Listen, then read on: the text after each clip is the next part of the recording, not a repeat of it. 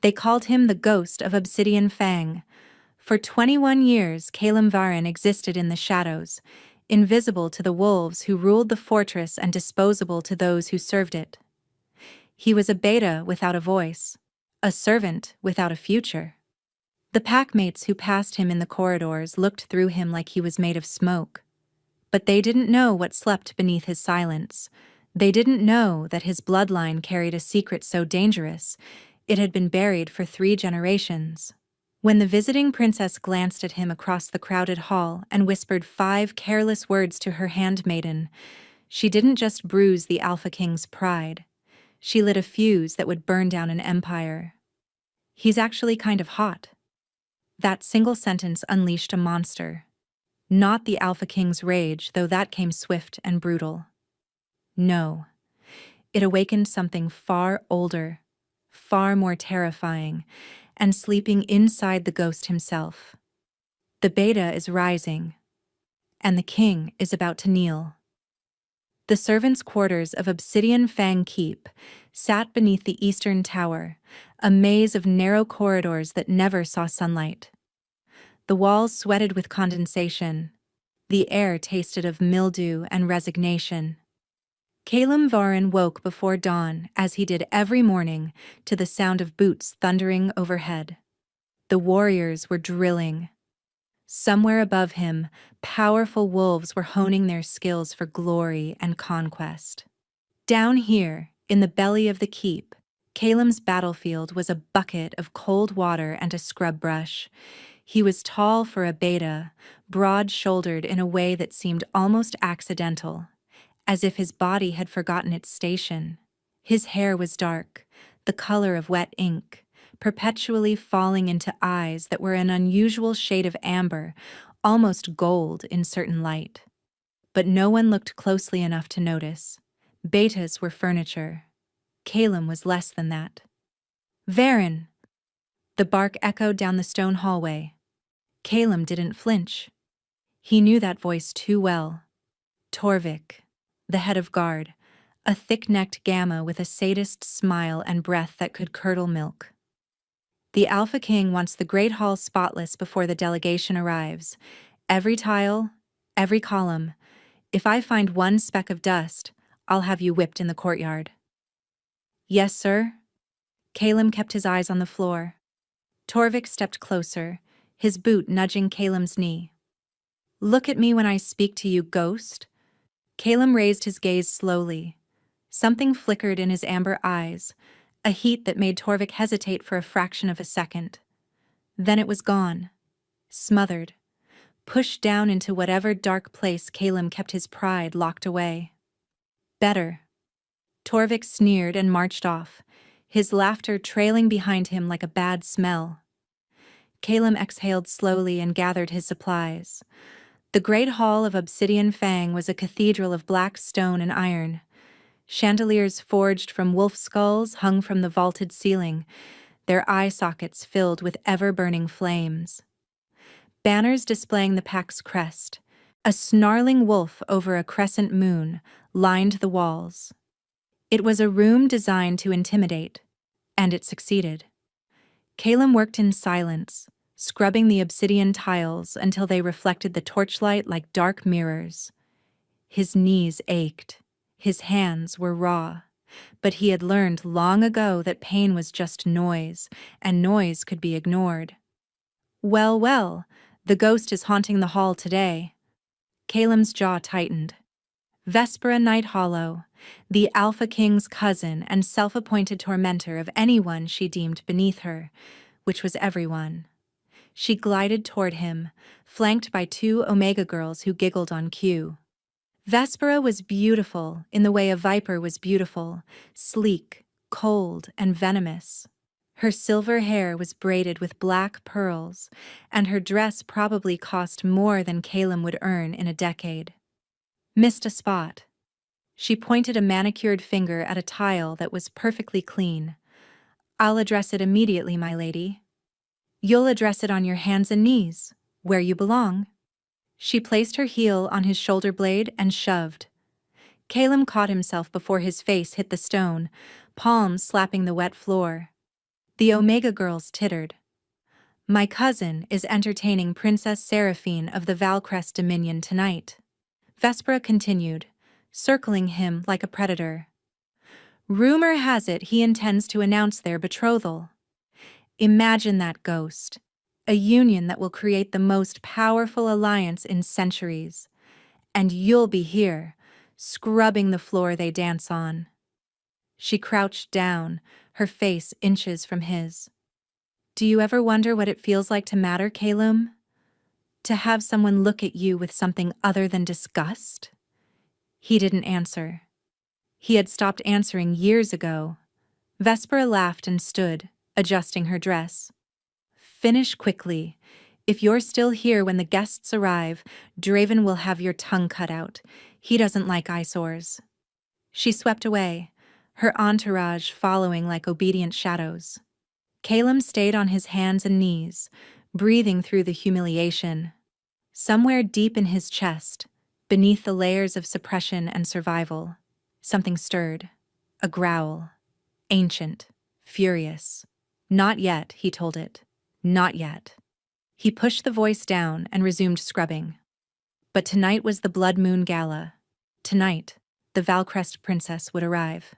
And nothing, absolutely nothing, would ever be the same. The Blood Moon Gala transformed Obsidian Fang Keep into a fever dream of crimson and gold. Thousands of candles flickered in iron sconces. Rose petals carpeted the entrance hall, their fragrance mingling with the musk of powerful wolves arriving from every territory in the realm. Silk gowns whispered against marble. Laughter, sharp and performative, echoed off the vaulted ceilings. Calum was not supposed to be here. He had finished his duties and was meant to disappear back into the servants' quarters, invisible as always. But something had pulled him to the shadowed alcove behind the musicians' gallery. A compulsion he couldn't name.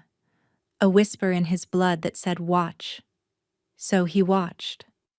Alpha King Draven Thorn sat upon the obsidian throne, elevated above the glittering crowd. He was devastatingly handsome in the way that storms were beautiful, dark-haired, ice-blue eyes, a jawline sharp enough to cut glass. Power radiated from him like heat from a forge. Every unmated female in the room kept stealing glances at him. Every male kept their eyes carefully averted.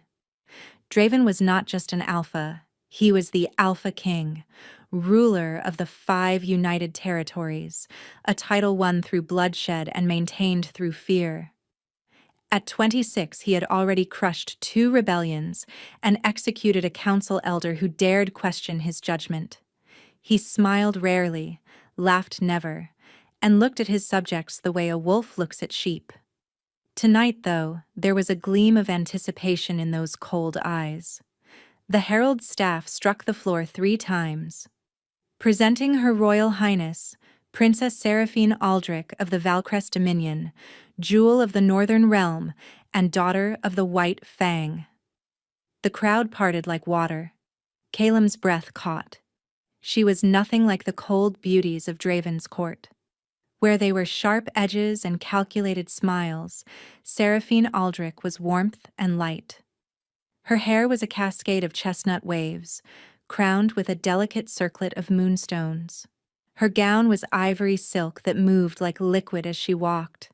But it was her eyes that held him, green as spring leaves, bright with intelligence and something else. Mischief, perhaps, or defiance. She was the most beautiful woman Calum had ever seen, and she was promised to the monster on the throne. Seraphine approached the dais and curtsied with perfect grace. Alpha King Draven, thank you for your hospitality. Princess. Draven rose, descending the steps to take her hand. He pressed his lips to her knuckles, lingering a moment too long. Obsidian Fang is honored by your radiance. Tonight, we celebrate the union of our great houses. The crowd applauded. Seraphine's smile didn't reach her eyes. The festivities began. Music swelled. Couples took to the dance floor. Draven kept Seraphine at his side. one possessive hand on the small of her back, parading her like a trophy. Calem should have left. Every instinct screamed at him to retreat to the shadows where he belonged, but his feet wouldn't move. It happened during the third waltz. Seraphine excused herself to speak with her handmaiden, Ilara, a mousy girl with nervous hands who had accompanied her from Valcrest. They stood near a pillar draped in crimson silk, close enough to the alcove that Calem could hear their whispered conversation. "The Alpha King is quite attentive," Ilara murmured. "The Alpha King is quite possessive," Seraphine corrected, her tone dry. "He's looked at me all evening like I'm a brooch he's deciding whether to buy." "Shh! Someone might hear." Seraphine's gaze drifted across the room, restless, searching. It passed over the dancing, nobles, the glittering chandeliers, the servants refilling wine goblets, and then it landed on the alcove, on Calem. Their eyes met.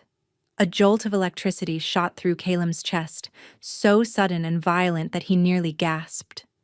Seraphine's lips parted slightly, her brow furrowed as if she was trying to place him, trying to understand why a servant in the shadows had just made her heart skip.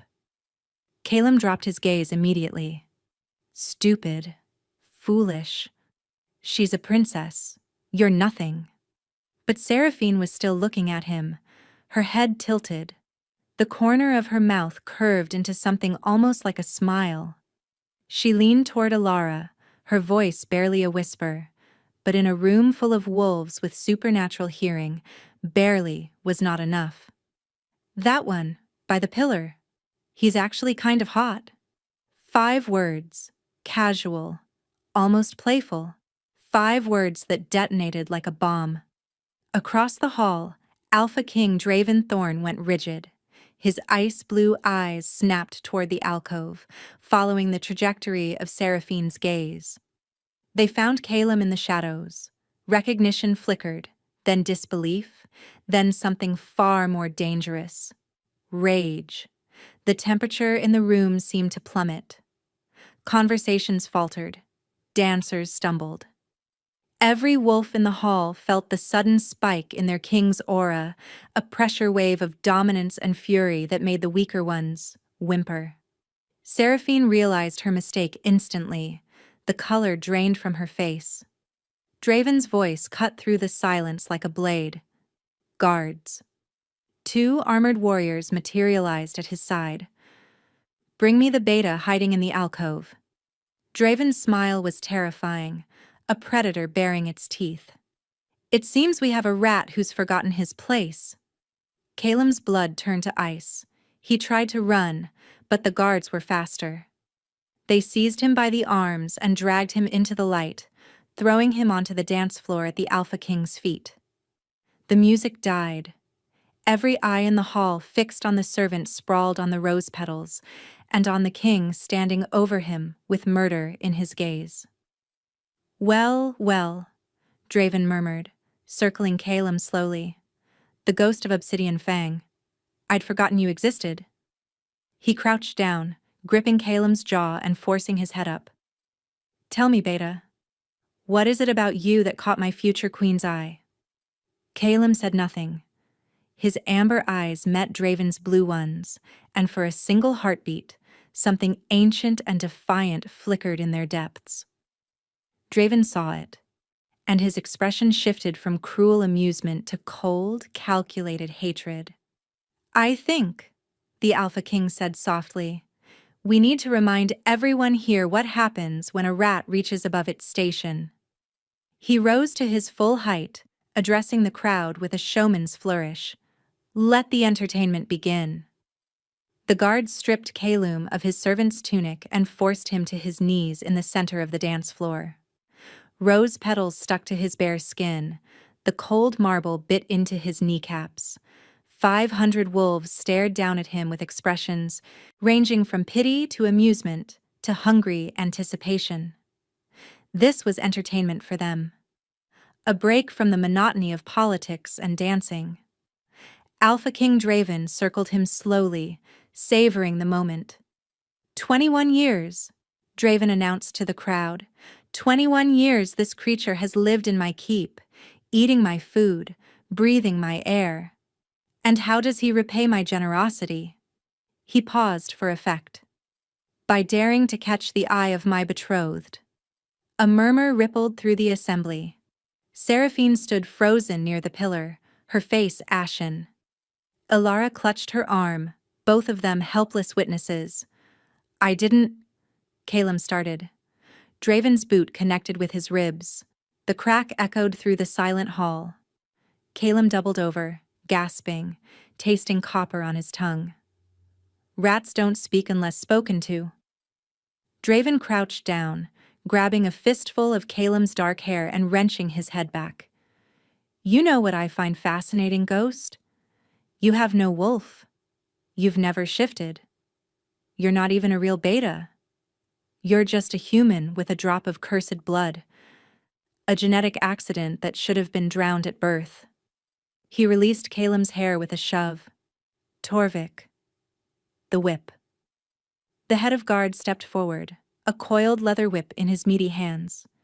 His sadist's smile had returned, wider than ever. 21 lashes, Draven declared. 1 for each year he's wasted space in my territory.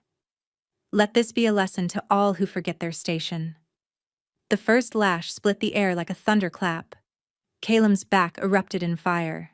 He bit down on his tongue to keep from screaming, blood filling his mouth.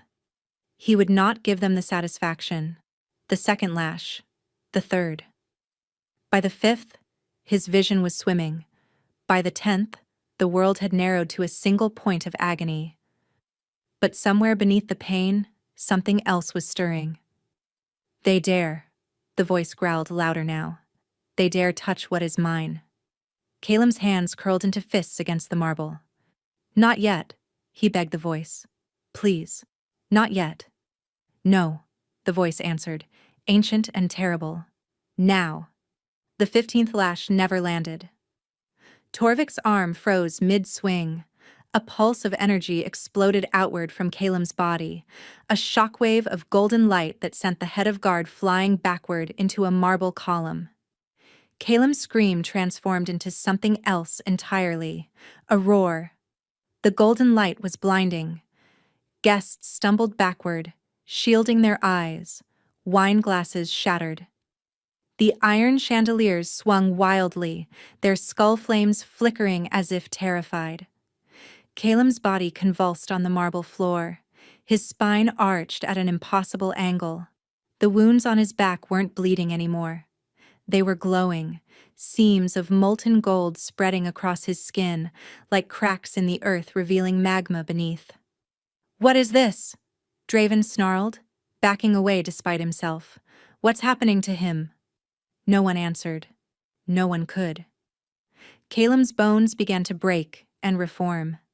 The sound was horrific, wet snaps and grinding cartilage that made even hardened warriors flinch. His muscles rippled and expanded. Dark fur erupted from his skin, but it wasn't the gray or brown of a common wolf. It was black as midnight, shot through with veins of burnished gold. He grew and grew and kept growing.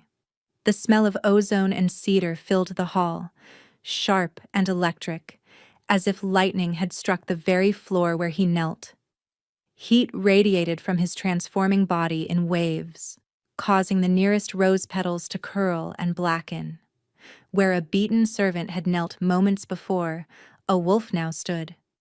He was massive, easily 8 feet at the shoulder, dwarfing every alpha in the room. His fur seemed to absorb the light around him, while simultaneously radiating its own inner luminescence. His eyes, when they opened, were no longer amber. They were pure, blazing gold. Twin suns burning in a face of shadow. The pressure that emanated from him was suffocating.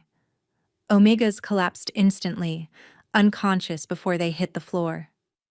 Betas and gammas fell to their knees, whimpering, unable to resist the primal command in their blood. Even the alphas staggered, their wolves howling in submission inside their minds. Draven Thorn, the Alpha King who had never bowed to anyone, felt his knees buckle. He caught himself on the arm of his throne, teeth gritted, veins bulging in his neck as he fought the compulsion.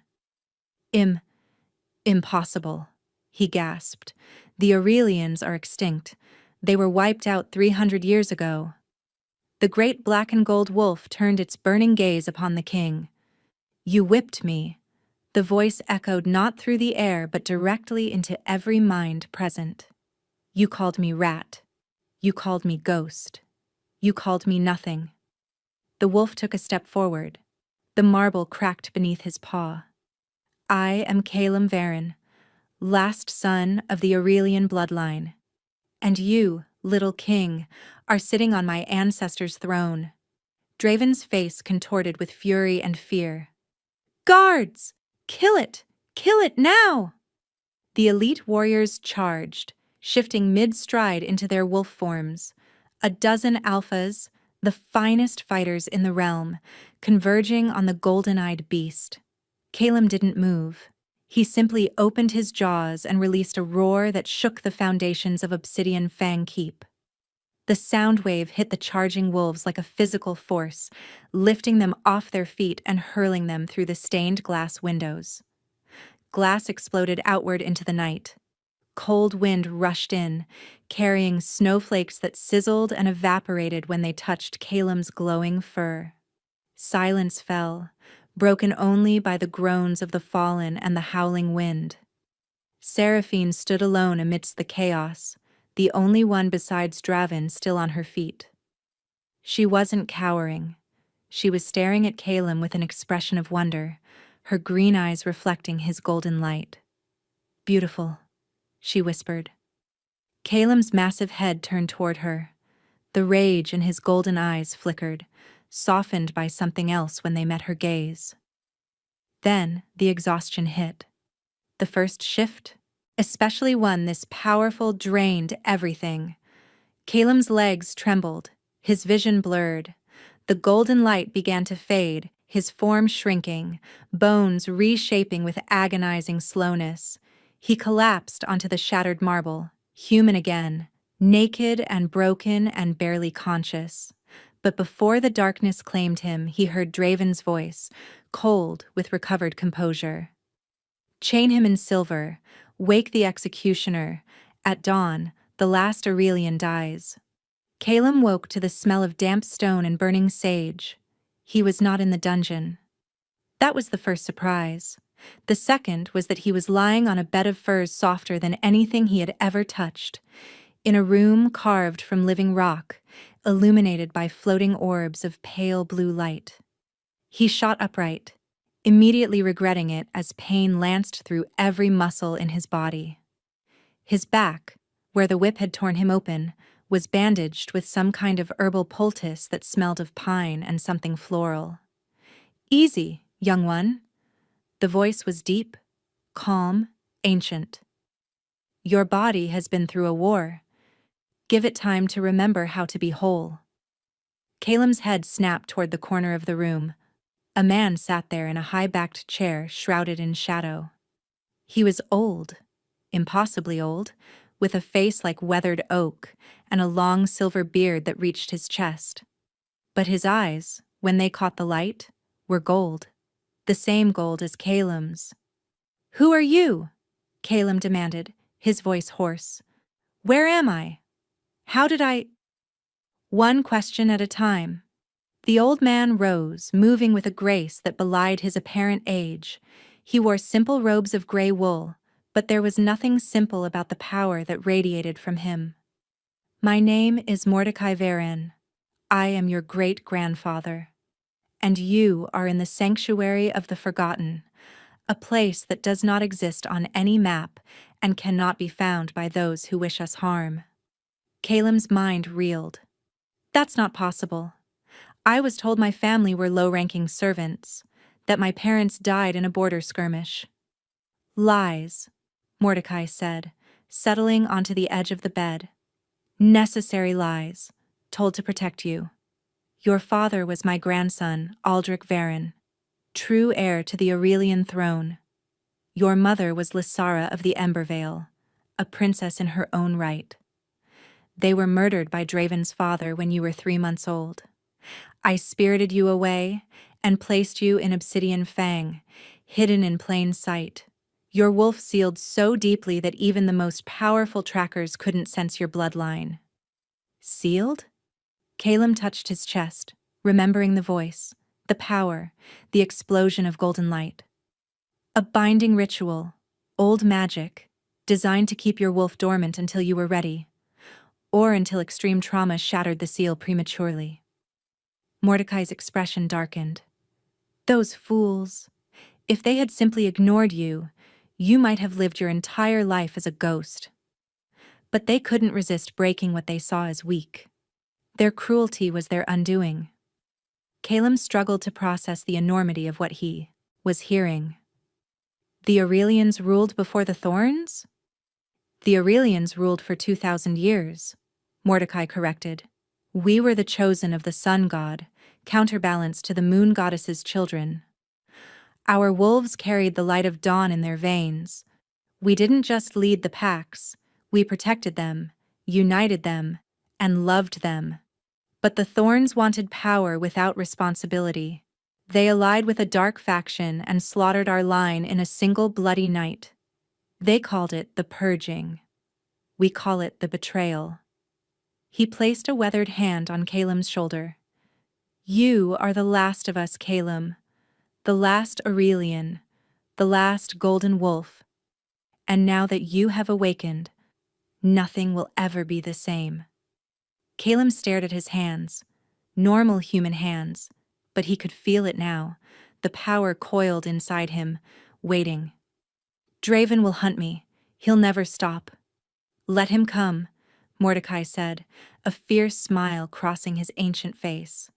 I have waited 300 years for this moment, for you. He stood, walking toward the chamber door. Rest now. Tomorrow, your training begins.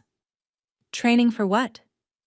Mordecai paused at the threshold, looking back with eyes that burned like twin sunrises. To reclaim your throne, to unite the fractured kingdoms, and to make every wolf who ever called you ghost kneel at your feet. He left, the door closing silently behind him. Calum lay back on the furs, his mind spinning. Somewhere in his chest, the golden wolf stirred, content for now, but hungry. Patience, Calum told it. We have waited 21 years. We can wait a little longer. The wolf's response was a low, rumbling growl that vibrated through his bones. Not too long. The girl with green eyes. We will have her. And the false king's head. Outside the sanctuary, hidden in the mountains beyond Draven's reach, a storm was gathering. Lightning flickered on the horizon. And in Obsidian Fang Keep, Princess Seraphine Aldrich sat alone in her guest chambers, refusing to sleep. Unable to forget the golden eyes of a ghost who had turned out to be a god. 3 weeks passed in the Sanctuary of the Forgotten. The hidden fortress was carved into the heart of Mount Valdris, a peak so treacherous that even the most ambitious explorers had abandoned attempts to scale it centuries ago. Inside, however, it was warm, lit by those strange floating orbs and heated by geothermal vents that whispered with ancient magic. Calum trained every waking hour. Mordecai was a brutal teacher. He pushed Calum past the point of exhaustion, forced him to shift and hold his wolf form for hours, and made him run through obstacle courses that would have killed ordinary wolves. But Calum wasn't ordinary. With each passing day, he felt the power inside him growing, stabilizing, and becoming something he could wield rather than something that wielded him. Again, Mordecai commanded, standing at the edge of the training pit. Calum lunged at the enchanted training dummy, his claws extended. He moved, faster than he had yesterday, faster than he had thought possible. The dummy exploded into splinters. Better. Mordecai nodded, the closest thing to praise he ever offered. Now come, there is something you must see. He led Caleb through winding corridors to a chamber Caleb had never entered. The walls were covered in ancient murals depicting wolves of gold battling creatures of shadow. At the center of the room stood a pedestal, and upon it rested an ancient tome bound in leather that seemed to shimmer. "The Codex of Dawn," Mordecai said reverently, "the sacred text of our bloodline, hidden here since the betrayal." He opened it to a page marked with a faded ribbon. The text was in an old language, but as Caleb looked at it, the words seemed to rearrange themselves, becoming legible. "When the last sun rises from the ashes of humiliation," Caleb read aloud, "when the golden wolf walks among the shadows, the fractured realms shall tremble. He shall face the usurper in the circle of ancestors, and the sun shall judge the worthy. One shall rule, one shall fall, and the mate who spoke his worth into existence shall crown him or bury him." Caleb looked up, his heart hammering. The mate who spoke his worth into existence. "The princess," Mordecai confirmed. Her words at the gala weren't just a casual observation, they were a prophecy trigger. The old magic recognized her voice, her intent, and used it to shatter the seal I had placed on you. "Seraphine is my mate?" "The bond hasn't fully formed yet, but yes. Your wolves recognized each other across that crowded hall. Why do you think Draven reacted with such fury? On some primal level, his wolf knew. He sensed the connection between you, and it drove him mad." Caleb's hands curled into fists. "She's still there, in Obsidian Fang. With him. For now." Mordecai's golden eyes gleamed. But not for long. Before Caleb could respond, a young wolf burst into the chamber, breathless. "Elder Mordecai, a visitor at the eastern gate. She came alone through the Widow's Pass. She shifted and ran in wolf form for 3 days straight to reach us. She's asking for the golden wolf." Caleb's blood turned electric. He knew, even before the words left the messenger's mouth. "She says her name is Seraphine Aldrich. And she says she's defecting." They brought her to the great hall of the sanctuary. Seraphine looked nothing like the pristine princess from the gala. Her borrowed clothes were torn and muddied. Her chestnut hair was tangled with leaves and frost. There were scratches on her arms and dark circles under her eyes. The 3-day run in wolf form had pushed her to her absolute limits. But when her green eyes found Caleb across the hall, they blazed with fierce determination. "You came," Caleb said, stepping toward her. "I ran." She laughed, a raw, exhausted sound.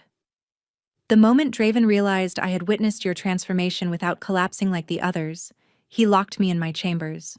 He accused me of being complicit in some plot. He said he would break our betrothal only after he had executed you, and I had watched." Her voice hardened. "I broke a guard's nose with a candlestick and climbed out a window." Despite everything, Caleb smiled. Resourceful. Desperate. She closed the distance between them, stopping just inches away. "I don't know what's happening between us. I don't understand why I feel like I've known you for 1,000 years when we've never even spoken. But I know that when I saw you on that floor, bleeding, I wanted to tear Draven's throat out with my bare hands." Caleb reached up, brushing a leaf from her hair. The touch sent sparks cascading down his spine. "Draven won't let this stand," he said quietly. "He'll come for both of us now." "Let him come." Seraphine's chin lifted. "I'm done being a pawn in someone else's game." Behind them, Mordecai cleared his throat.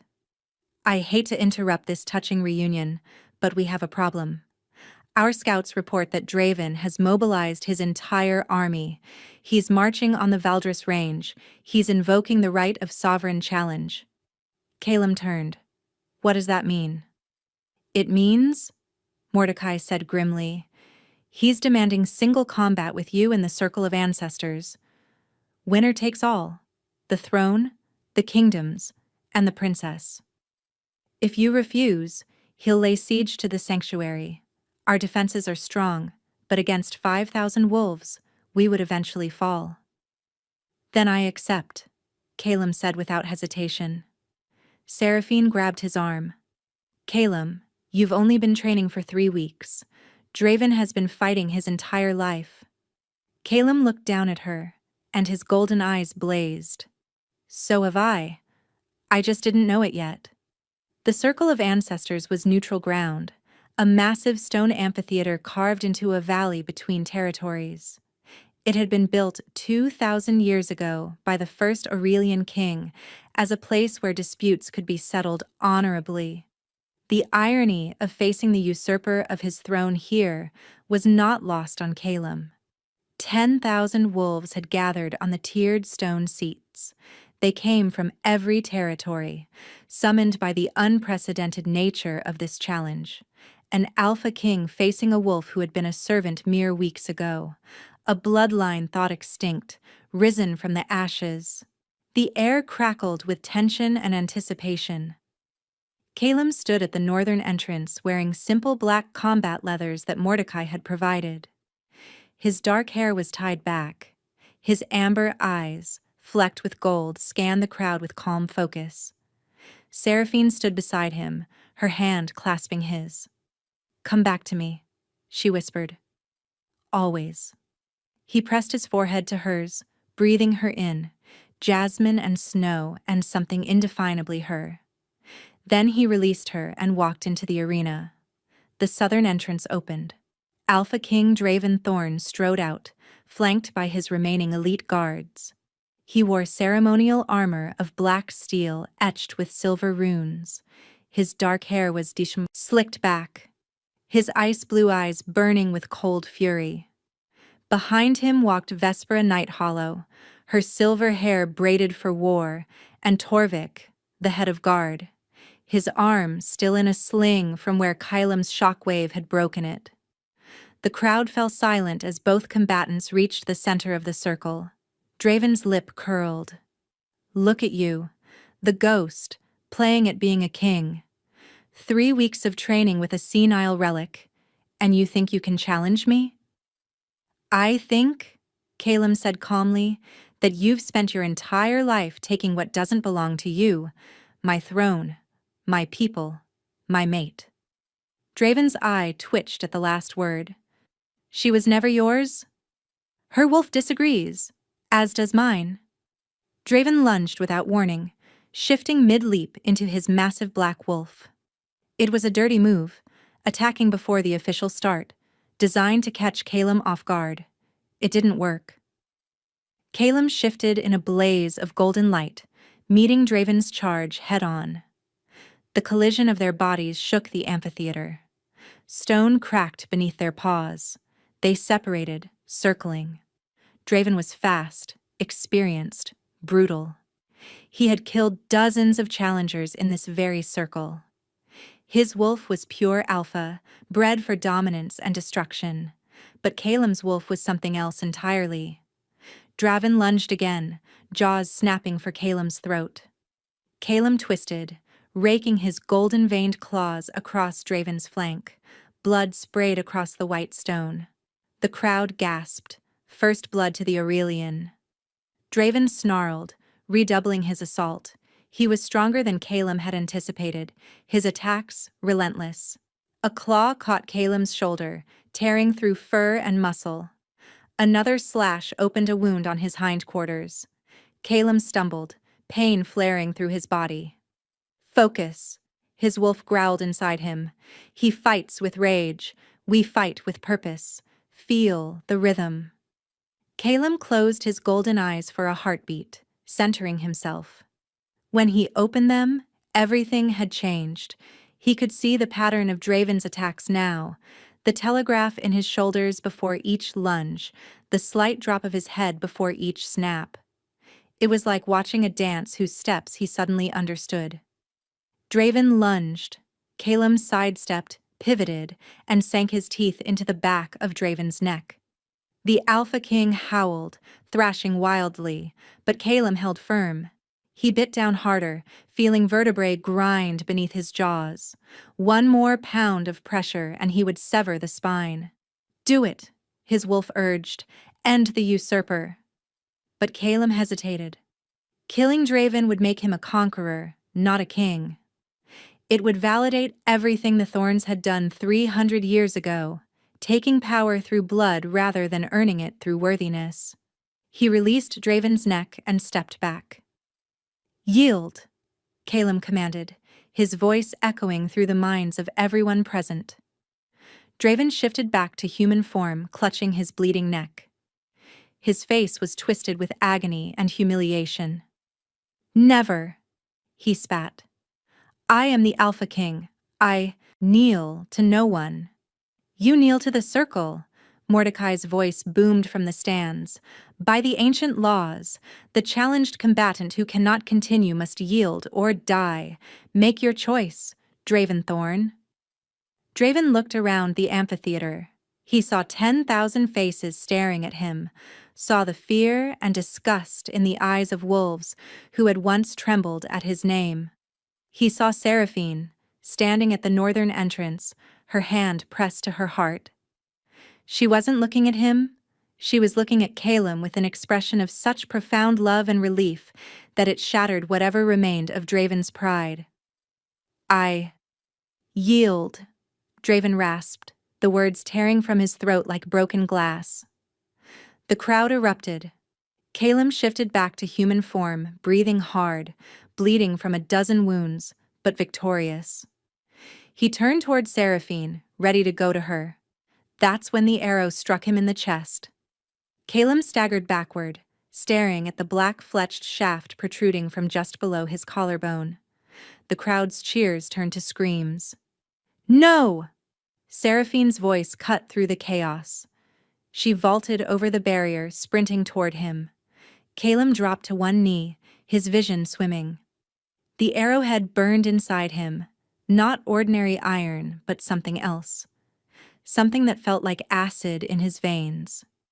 "Silver-infused wolfsbane," Mordecai snarled, appearing at his side. "Old magic, designed specifically to kill Aurelians." He looked up, scanning the crowd. "There, the archer!" A figure in a gray cloak was fleeing through the upper stands, shoving spectators aside. But before anyone could give chase, more cloaked figures emerged from the exits, blocking the paths. "The Hollow Circle," Mordecai hissed. "An assassination cult. They're the ones who helped the Thorns during the betrayal." Draven, still on the ground clutching his wounded neck, started to laugh. It was a wet, desperate sound. "You didn't think I came alone, did you?" He grinned, blood staining his teeth.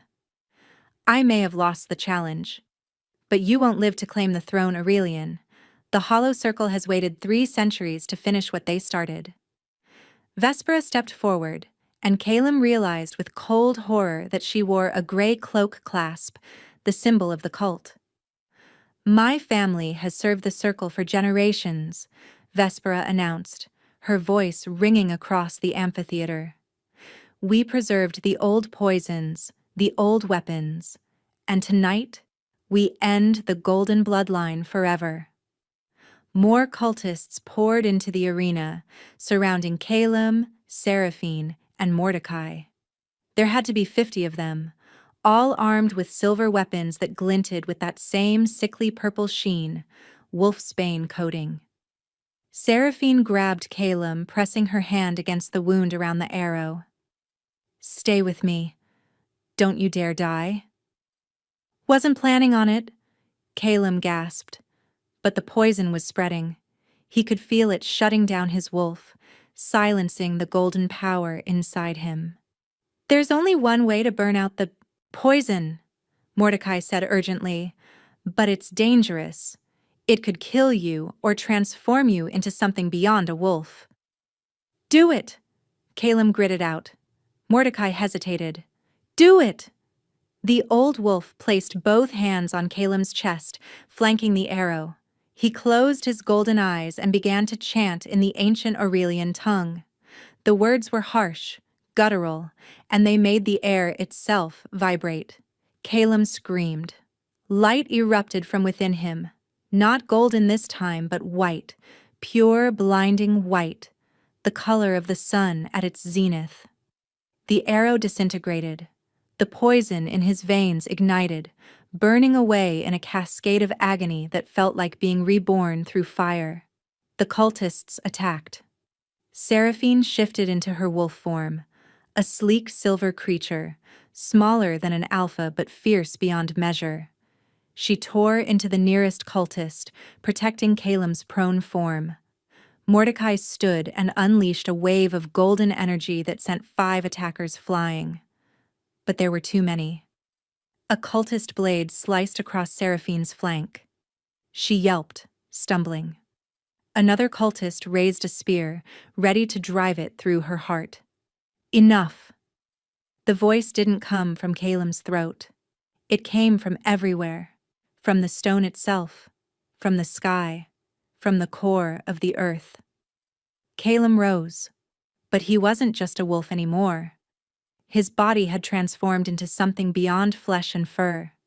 He stood upright, a towering figure of living light and shadow, humanoid, but covered in patterns of golden flame that traced his skin like divine tattoos.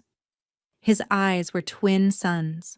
Wings of pure radiance stretched from his back, spanning 20 feet. The ancient texts called it the ascended form, the true manifestation of an Aurelian at the peak of their power, half wolf, half god. It hadn't been achieved in over 1,000 years. The cultists froze, paralyzed not by dominance, but by sheer existential terror. They were staring at something that shouldn't exist. A myth made manifest. Calum raised one hand. You hunted my bloodline, his voice echoed with layered harmonics. You murdered my parents. You poisoned my childhood.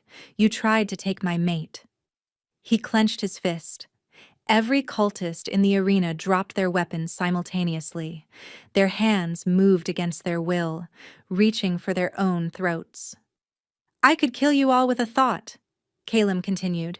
I could burn you from the inside out, turn your bones to ash and your souls to cinders. He opened his fist. The cultists collapsed, gasping, freed from his grip. But I am not you. I am not a thorn. I do not rule through slaughter. He looked at Draven, who was staring at him with abject horror. I rule through justice. Calum descended, his form slowly dimming, the wings folding away, the divine fire receding until he was simply a man again, exhausted, bloody, but unbroken. He walked to where Seraphine lay in human form, clutching her wounded side. He knelt and gathered her into his arms.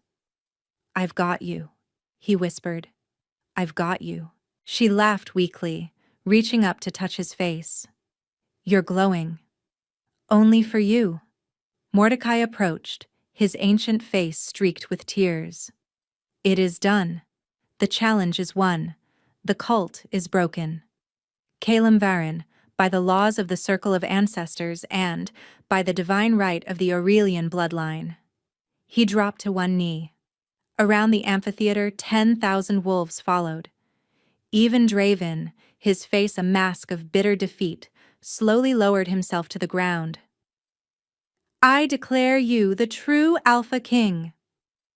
The words rang across the valley, carried by the wind to every corner of the realm, and somewhere in his chest, Calum's golden wolf howled in triumph. The coronation was set for the following week at the restored palace of Solhaven, ancestral home of the Aurelian kings. The ancient fortress had been abandoned for 3 centuries, but Mordecai had kept a small group of loyalists maintaining its bones. Now, wolves from every territory poured in to help restore it, eager to curry favor with the new regime. Calum stood on the balcony of the royal chambers, watching the sunset paint the mountains gold and crimson. His wounds had healed, accelerated by his Aurelian blood, but the exhaustion ran deeper than flesh. Soft footsteps approached from behind. You should be resting, Seraphine said, slipping her arms around his waist and pressing her cheek to his back. "So should you." He turned, pulling her close. The gash on her side was bandaged, but she moved without pain. "How are you feeling?" "Like I survived a nightmare and woke up in a dream." She looked up at him, her green eyes searching his face. "Is this real, Calum? A month ago, I was being shipped off to marry a monster. Now you're what?" She bit her lip. "I don't know what I am to you. The prophecy said I would crown you or bury you. That's done. The challenge is won. Maybe you don't need me anymore." Calum cupped her face in his hands. "Seraphine Aldrich, I spent 21 years as a ghost. Invisible. Worthless. And then you looked across a crowded room and saw me." His voice dropped to a rough whisper. "You didn't just break my seal. You broke something far more important. You broke the lie I had believed my entire life, that I was nothing." He pressed his forehead to hers. "I don't need you because of a prophecy. I need you because you are the first person who ever made me feel real. I need you because when I'm with you, the golden wolf doesn't just feel powerful, it feels peaceful." Seraphine's breath caught. "Calum, be my queen," he said. "Not because fate demands it. Because I'm asking. Because I love you." Tears spilled down her cheeks. "I love you too. I think I loved you the moment I saw you in that alcove, even though I didn't understand it." She pulled him down into a kiss that tasted like salt water and promises. They didn't hear the door open behind them. "Apologies for the interruption." Mordecai's voice was tight with urgency. "But we have a situation." Calum turned, keeping one arm around Seraphine. "What's wrong?" "Draven has escaped custody. He killed 3 guards and fled into the Thornwood Forest." Mordecai's golden eyes were grave. "But that's not the worst of it. He took something from the vault. An artifact we thought was lost." "What artifact?" "The Eclipse Stone." Mordecai's voice dropped. "It's a relic from the war between the Sun God and the Moon Goddess. In the wrong hands, it can tear open the veil between worlds and summon creatures of pure darkness. If Draven activates it, he'll unleash something worse than any wolf army." Calum finished. Seraphine's hand tightened on his arm.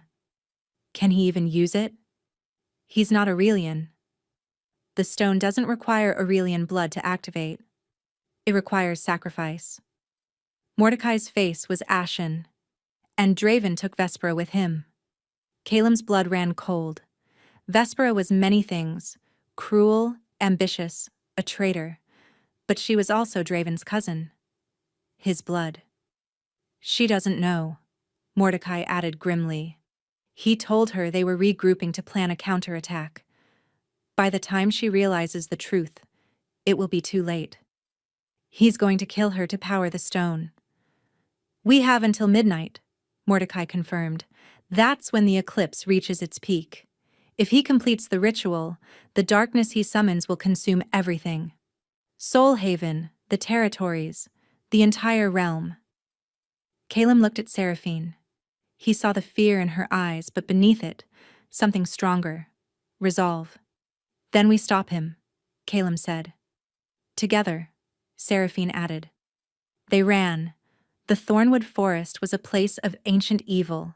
The trees grew so thick that no sunlight penetrated their canopy. The air smelled of rot and old blood. Creatures that were neither wolf nor beast lurked in the shadows, driven mad by centuries of dark energy seeping up from below. At the heart of the forest stood the Black Altar, a ring of obsidian stones older than memory. Calum, Seraphine, and a small strike team of Aurelian loyalists arrived as the moon began to swallow the sun. The eclipse cast the world in sickly twilight. Draven stood at the center of the altar, the eclipse stone raised above his head. It pulsed with purple-black energy that made Calum's skin crawl. At his feet lay Vespera, bound and gagged, her silver hair matted with blood. Her eyes were wide with terror and betrayal. She had finally understood. "You're too late," Draven called out, his voice manic with triumph. "In 5 minutes, the veil tears open. And then, Aurelian, all your light won't save you from the darkness." "Let her go, Draven." Calum stepped forward, his golden eyes blazing. "This is between you and me. It was never just between us." Draven laughed. "It's between what you represent and what I represent. Order versus chaos. Light versus shadow. You think you can bring peace? You think these wolves will follow a king who shows mercy?" He kicked Vespera's prone form. "They respect strength. They respect fear. And when I unleash the Shadowborn, they will remember why the Thorns ruled for 300 years." He raised a sacrificial dagger. Calum moved. He shifted mid-stride, his golden wolf exploding outward. But Draven was ready. He slashed his own palm and pressed the bloody hand to the eclipse stone. The world screamed. A crack split the sky above the altar, a wound in reality itself. Through it poured darkness, not the absence of light but a living, hungry thing. Shapes emerged from the tear, creatures of nightmare with too many limbs and mouths full of void. Shadowborn. "Seraphine, get the Loyalists back!" Calum roared through the mental link. She hesitated for only a heartbeat before obeying, shifting and herding the strike team away from the altar. Calum faced the horde alone. The first Shadowborn lunged at him. He tore it apart with claws of golden fire. Another took its place, then another, then 5 more at once.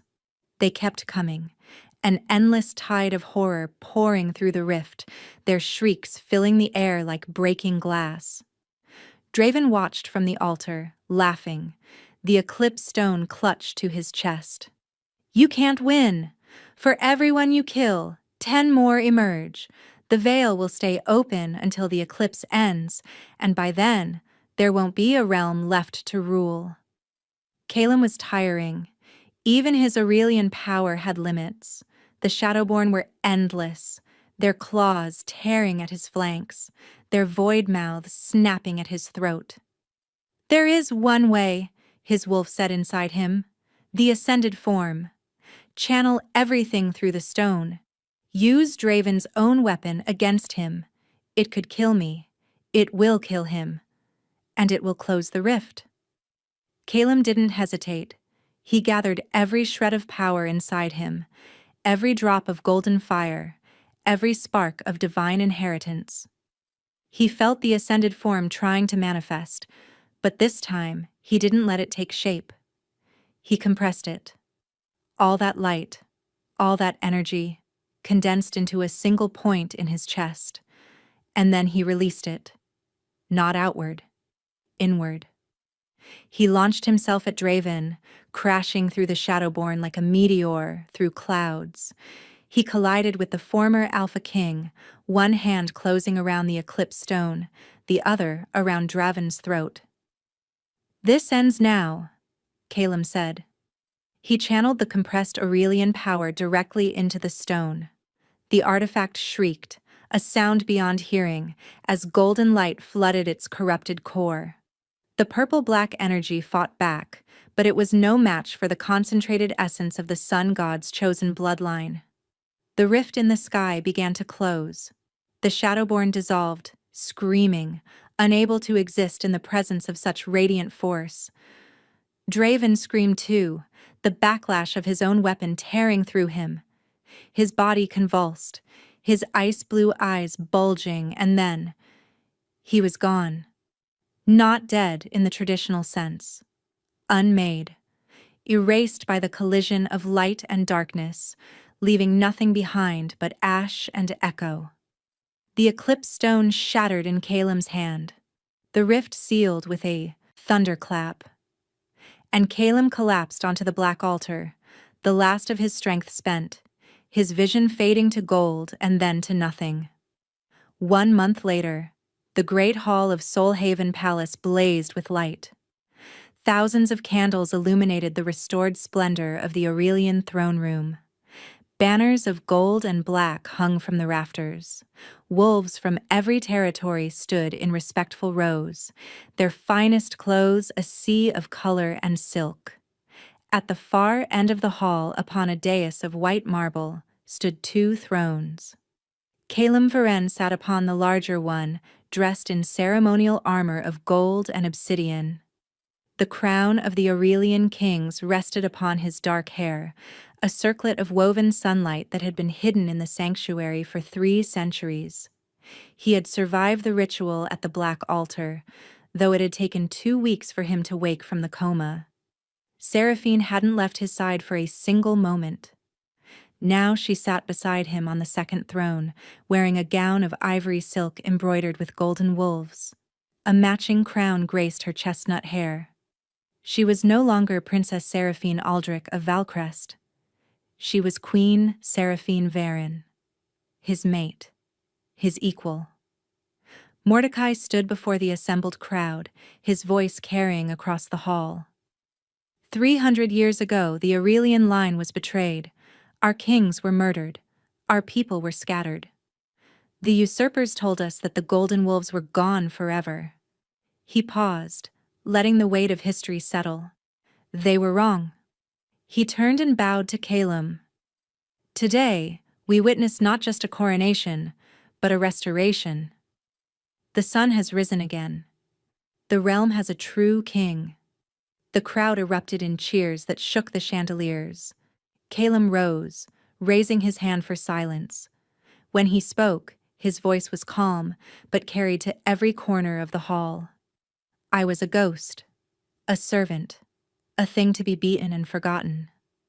Many of you in this room looked through me as if I didn't exist. He let that truth hang in the air. I don't say this to shame you. I say it because I want you to understand something important. He looked out at the sea of faces. Every wolf matters. Every voice counts. The strength of a pack is not measured by the power of its alpha, but by how it treats its weakest members. That is the kingdom I will build. That is the legacy I will leave. He reached down and took Seraphine's hand, pulling her up beside him. And I will not build it alone. Seraphine smiled, squeezing his fingers. She looked out at the crowd and added, "For those wondering, yes, he's actually kind of hot." Laughter rippled through the hall, breaking the solemnity with warmth. At the back of the room, Torvik stood in chains, awaiting judgment. Beside him, the surviving members of the Hollow Circle knelt with their heads bowed. Their fate would be decided by the new court, justice, not vengeance. Near the front, a familiar figure caught Kylem's eye. Vespera Night Hollow, her silver hair shorn short in penance, wearing the simple gray robes of a servant. Calem had spared her life on one condition: she would spend the rest of her days serving the wolves she had once tormented. She had wept with gratitude when he pronounced the sentence instead of death. She didn't meet his gaze now. She didn't dare. The feast that followed lasted until dawn. Music and laughter filled the palace. Wolves who had been enemies danced together. Old grudges were set aside, not forgotten, but shelved in favor of a new beginning. As the first rays of sunlight streamed through the eastern windows, Calem and Seraphine slipped away from the celebration. They found a quiet balcony overlooking the valley, the same view that had greeted the Aurelian kings for 2,000 years. "Happy?" Seraphine asked, leaning into him. "Terrified," Calem admitted. "I have no idea how to be a king." "Good. Kings who think they know everything are the dangerous ones." She looked up at him, her green eyes soft. "You'll learn. We'll learn together." He kissed her forehead, pulling her close. "I love you, Seraphine Varen." "I love you too, Calem Varen." She grinned. "My hot beta king." He laughed, a genuine sound he was still getting used to making. Below them, the realm stretched out in the golden light of morning. There would be challenges ahead, territories to unite, old wounds to heal, new enemies to face.